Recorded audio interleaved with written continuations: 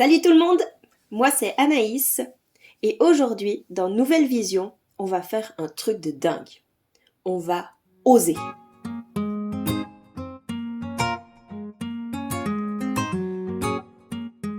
Il y a une citation qui dit « Oser, c'est perdre pied momentanément. Ne pas oser, c'est se perdre soi-même. » C'est Søren Kierkegaard qui dit ça. Donc aujourd'hui, on va parler du fait d'oser. Vous pouvez mettre ça sur ce que vous voulez. Oser prendre sa place, oser être soi, oser dire quelque chose à quelqu'un, enfin tout en fait.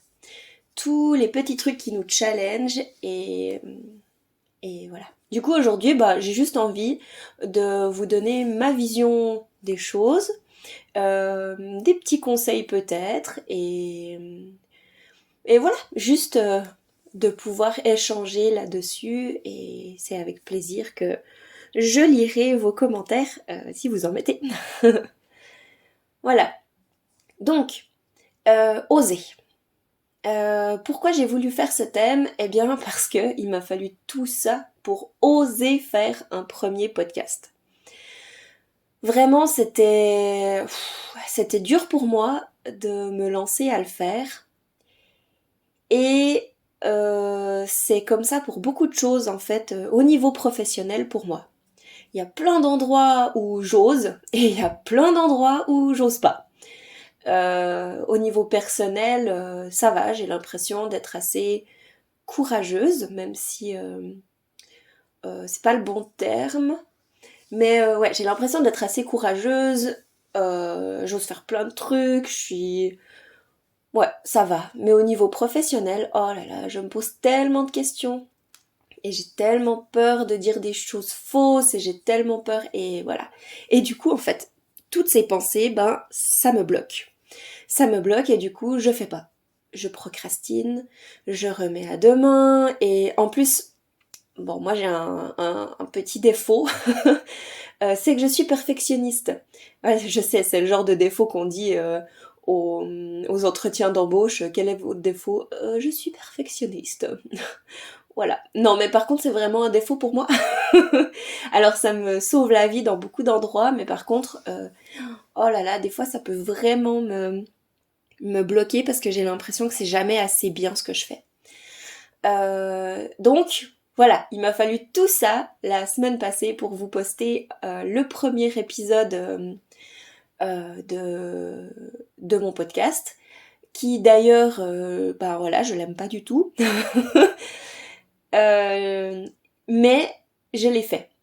Et c'est ça que j'aimerais vous partager, c'est que, en fait, ce que j'ai fait, c'est que j'ai enregistré quelque chose. J'ai commencé par enregistrer n'importe quoi, j'ai juste parlé pendant 10 minutes. Vous avez un podcast de 7 minutes, mais en fait, il en faisait 28. J'ai juste parlé, j'ai juste lancé des trucs, et je me suis dit, vas-y, tu écoutes juste le début, juste la fin pour faire un petit montage. Et tu lances le truc. Tu le lances et en fait tu t'en fous. Parce que, comme la citation elle dit, oser c'est perdre pied momentanément. Ça veut dire que sur le moment j'étais vraiment pas confiante, c'était difficile. Mais je l'ai fait, et aujourd'hui, eh bien, j'ai à nouveau la motivation d'enregistrer un podcast. Je sais comment le faire maintenant, et c'est en fait vachement plus facile que lundi passé. C'est incroyable comme finalement je me mettais des barrières de dingue et je le faisais pas. Je vous jure que ça fait 1 année que j'ai envie de commencer des podcasts. Et là, je me suis juste dit, grâce aussi à plein d'amis autour de moi et tout, je me suis juste dit, vas-y, en fait, fais-en un, puis tu t'en fous si c'est nul. Et le but, c'est juste d'en faire un. Quitte à l'enlever plus tard, ou voilà. Et du coup, je me suis dit, vas-y, go, on y va, on le fait. Et je l'ai pas réécouté, comme ça, moins d'auto-saboteur. Ça va être aussi un thème, d'ailleurs, ça. Donc, voilà, j'ai juste osé. J'ai fait un pas. J'ai lancé un truc. Et après, en fait, c'est en lançant un truc qu'on va déjà oser le refaire et ensuite pouvoir adapter un petit peu pour que ça nous plaise mieux, pour que ça soit mieux pour les autres aussi, enfin voilà, sur tous les thèmes de notre vie. Et en fait, en analysant tout ça, eh bien, je me suis rendu compte que ce qui était derrière, le pourquoi j'osais pas le faire, pour ma part, c'était le regard des gens, encore et toujours. Et en fait, c'est souvent ça chez moi. Après, moi, ce que je vous invite à faire, c'est de vous poser la question pour vous. Parce que pour moi, c'est le regard des gens, le fait qu'on puisse me reprocher des choses, ça c'est quelque chose qui est très très fort chez moi. Mais vous, peut-être que c'est autre chose. Et du coup, là, je peux vous inviter à vous poser cette question. Là, maintenant, est-ce qu'il y a un truc dans ta vie est-ce qu'il y a un truc dans votre vie que vous avez envie de faire et que vous osez pas, en fait. Vous procrastinez, vous osez pas, vous vous dites putain mais c'est pas possible et nanana. Et vous vous posez 5 minutes. Alors il y a des vraies raisons qui font qu'on n'ose pas, comme par exemple, je sais pas moi, j'aimerais bien déménager mais j'ose pas.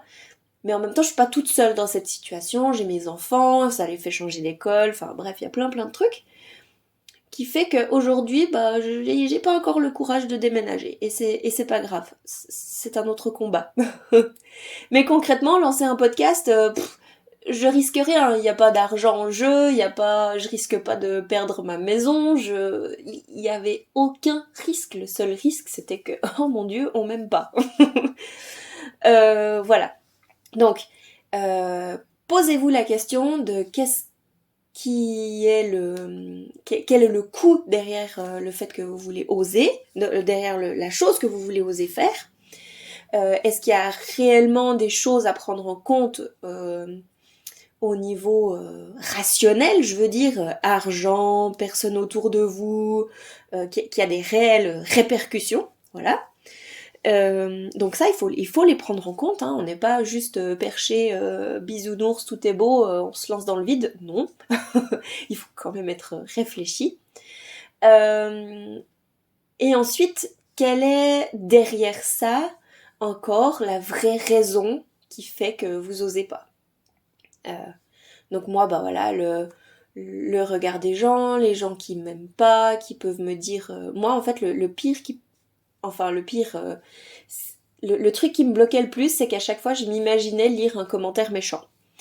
Et je me suis dit, j'arriverai pas à... J'ai pas envie de ça, j'ai pas envie de lire des commentaires méchants et blablabla. Et en fait, c'est drôle parce que j'ai une amie... D'ailleurs, si vous voulez aller voir sa chaîne YouTube, elle fait des vidéos sur la lithothérapie. Elle s'appelle Valérie et ils ont fondé une entreprise avec son copain qui s'appelle Nicolas. Ça s'appelle Zeneia. Je mettrai un lien de sa chaîne et de leur site internet parce que franchement c'est magnifique ce qu'ils font. C'est des magnifiques personnes et c'est hyper cool. Bref, petit coup de pub pour ma copine. Qu'est-ce que je voulais dire? Oui, du coup, elle a lancé sa chaîne YouTube et sa fille aussi. Et puis, en fait, sa fille, elle a reçu un commentaire méchant. Donc, elle a, je crois, 10 ans, il me semble, 10 ou 11 ans. Elle a reçu un commentaire méchant, bien sûr. Et puis, moi, j'étais là, oh, mais comment elle a géré ça? Et puis, ma copine Valérie, elle m'a expliqué. Elle m'a dit, écoute, on en a discuté. Et puis, on lui a expliqué blablabla. Et on lui a expliqué que ouais, c'était pas grave de recevoir des commentaires méchants. Et puis et en fait, elle a continué à faire ses vidéos et il y a eu aucun problème en fait. Et là, je me suis dit, purée, si une enfant de 10 ou 11 ans arrive à gérer un commentaire méchant d'un de ses copains d'école, enfin du coup pas copain, mais et moi, Anaïs, 31 ans, maman de 2 enfants, séparée, divorcée, je peux totalement gérer un commentaire méchant, non? Donc ça a été encore aussi une petite prise de conscience, révélation, où je me suis dit, mais purée, mais bien sûr que je suis capable de le faire, mais bien sûr que je suis capable de gérer un commentaire méchant, et je manifeste le fait qu'il n'y en ait pas. Mais s'il y en a un, je suis totalement capable de le faire. Donc parfois, on a des peurs comme ça qui ne sont pas logiques, ou qui sont là depuis vieille date, et qui aujourd'hui, avec l'évolution que vous avez fait, avec le chemin que vous avez fait, avec enfin vous avez grandi quand vous êtes plus des enfants, eh bien aujourd'hui on est capable de beaucoup plus que quand on était enfant. Et moi ça c'était quelque chose que je me répétais, mais moi je suis pas capable de gérer quelque chose de méchant, les choses méchantes qu'on me dit, je suis pas capable, je suis pas capable. Mais ça c'était avant.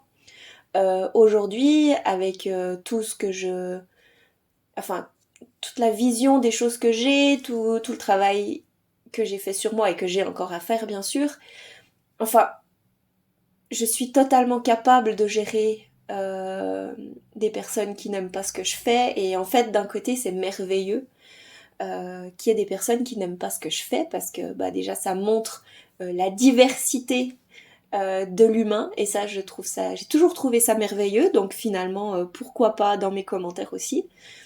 Et en plus j'adore aller voir les personnes avec qui je suis pas d'accord, ou en tout cas que j'ai pas la même vision des choses, parce que ça me montre aussi une autre façon de voir, une autre façon de faire, et finalement je trouve ça hyper riche, voilà. Donc c'est là que je trouve intéressant Nouvelle Vision, c'est d'aller voir en fait tous les avantages à, à votre peur. Donc moi j'avais peur qu'on me critique, et finalement bah vous voyez j'ai été voir tous les avantages à ce qu'on me critique. Tout ce à quoi je peux donner de la valeur. Eh bien me faire critiquer, ça me permet de voir les avis des autres, ça me permet aussi de me remettre en question suivant comment le commentaire il est tourné. Ça me permet aussi de plutôt valoriser ce que moi je pense, en me disant bah ouais en fait on est vraiment pas d'accord, et c'est pas grave, au moins on est d'accord sur le fait qu'on n'est pas d'accord. Donc on est d'accord. euh, voilà, et en fait bah petit à petit ces derniers temps j'ai été de plus en plus courageuse, dans le sens où j'ai osé et je me rends compte que je risque rien en fait, je risque rien. C'était pareil quand j'ai voulu commencer du CrossFit. Oh là là, ce que ça a été dur d'aller à ce rendez-vous. C'était il y a une année tout pile. Et c'est ma maman, donc j'avais 30 ans, hein. Et c'est ma maman qui a dû m'aider à prendre la séance, les 30 minutes d'entretien individuel avec le coach, avec Seb. Et c'était si dur pour moi, je procrastinais le fait de le faire, donc finalement c'est ma maman qui a pris mon téléphone, qui a fait la réservation, qui a tout fait. Et je vous jure que le trajet pour y aller c'était horrible, j'avais la boule au ventre et j'avais pas envie d'y aller, j'étais à deux doigts de dire oh non finalement j'y vais pas. Tout ça parce que j'avais peur de ce qu'il allait penser de moi, j'avais peur d'avoir la honte parce que bon... je faisais pas grand chose depuis plusieurs années, j'avais 2 enfants, enfin bref, voilà. Et en plus, j'avais une vision du CrossFit qui était pas du tout celle que j'ai aujourd'hui. Et ouais, j'ai osé, en fait, j'ai osé y aller. Et finalement, j'ai rencontré le coach Seb, qui est juste génial, un super coach, hyper bienveillant, accueillant, enfin une box incroyable. Et en fait, j'ai bien fait d'oser. J'ai bien fait d'y aller même si j'avais cette boule au ventre, parce que purée, j'ai trouvé un truc de dingue que j'adore et qui me fascine, qui me motive. Et voilà, j'ai même fait la formation pour devenir coach moi-même. Ça fait une année que j'y vais 5 fois par semaine. J'adore ça, j'adore ça. Et si à ce moment-là, je m'étais écoutée et que je m'étais dit oh non mais j'ose pas, vraiment pas, eh quel dommage en fait, quel dommage. Donc là, j'ai pas écouté ma peur. J'ai écouté vraiment la petite voix qui me disait vas-y, tu risques rien, tout est bien, puis même si la personne elle te critique, elle te juge, et ben ma foi c'est son problème, et en fait c'est pas du tout ce qui s'est passé, hein. J'ai été hyper bien accueillie, je me suis fait des super amis, enfin moi j'ai même l'impression d'avoir trouvé une famille là-bas.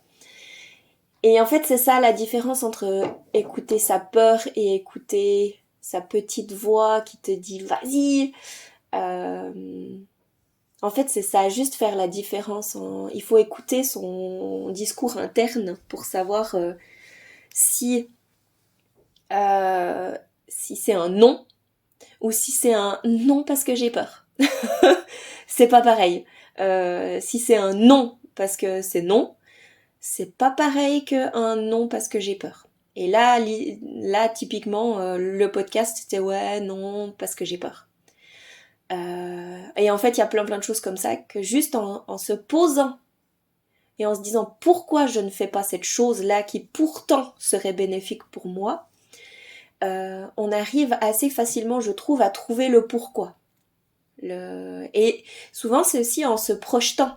Moi, c'est quand je me suis projetée en train de faire le rendez-vous au CrossFit ou alors pour le podcast, bah tout de suite, ce qui me venait, c'était non, mais si on me critique. Oh là là, mais quelle horreur si on me critique. Et en fait, c'était pire pour mon cerveau de se faire critiquer que de rester là et puis de pas partager tout ce que j'ai à partager. Et ça, je trouve que c'est vraiment dommage, et j'espère que vous aussi, vous trouvez que c'est dommage que que pendant une année, j'ai pas partagé. Enfin, voilà. Donc c'est juste un petit podcast là pour vous inviter à vous poser cette question, à pouvoir mettre ça avec vos mots et vous poser justement cette question de qu'est-ce que vous osez pas faire, et est-ce que c'est un véritable non, attention, c'est pas pour toi, ou est-ce que c'est un oh non parce que j'ai peur. Voilà. Et d'ailleurs, si t'as envie d'aller plus loin, la nana elle a dit le vous tout le bout, puis maintenant elle dit tu. Eh ben oui, là je vais dire tu. Si tu as envie d'aller plus loin dans ce concept de oser, parce que bon, là j'ai simplifié tout ça, hein, mais bien sûr que bon, on a des croyances limitantes, on a des mémoires cellulaires, on a des mémoires transgénérationnelles, enfin voilà. Il y a tellement de choses qui font que parfois ben on peut pas juste oser. Et ça demande quand même une introspection et voilà. Donc si t'as envie d'aller plus loin, si tu sens que peut-être pour toi t'aurais besoin d'un petit peu plus, eh bien, j'ai le plaisir de t'annoncer que le 22 juin, c'est un samedi, avec Noémie, je te mettrai aussi en lien sa chaîne YouTube et puis toutes les infos par rapport à Noémie de Accord d'Ange. Personne merveilleuse, médium, c'est incroyable ce qu'elle fait, ses soins énergétiques sont incroyables. Eh bien, on fait un atelier qui s'appelle Ose. Et du coup, ça sera le 22 juin. Les places, elles sont limitées. Et ben voilà, si ça t'intéresse, n'hésite pas à poser des questions à moi ou à Noémie. Et puis, bah, du coup, dans cet atelier-là, on va aller plus loin. Bah, il y aura une grosse partie de soins énergétiques avec Noémie. Une guidance aussi sûrement. Et avec moi, il y aura aussi toute une partie d'hypnose. Voilà. On va aller faire une hypnose pour aller libérer aussi tout ce qu'il y a à libérer, aller aider l'inconscient à oser sortir de sa zone de confort. Il y aura aussi un atelier plus pratique. Il y aura de l'introspection, il y aura de l'écriture, de l'échange les uns avec les autres. Enfin voilà, ça va être une après-midi bien remplie. Et voilà, si ça t'intéresse, n'hésite pas à me le faire savoir. Je serais ravie de t'en dire un petit peu plus sur le lieu, les horaires et tout ça, tout ça. Mais c'est le 22 juin, donc 2024 de cette année. Voilà, je crois que j'ai un petit peu tout dit. En tout cas, merci de votre écoute. Je serai ravie de lire vos commentaires, gentils ou non. Et d'ailleurs, si vous avez des idées pour les prochains épisodes, si vous avez des thèmes que vous voulez que j'aborde ou voilà, qu'on puisse transformer votre vision sur d'autres thèmes, eh bien, c'est avec plaisir.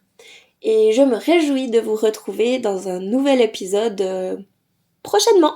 Voilà, à très bientôt. Ciao!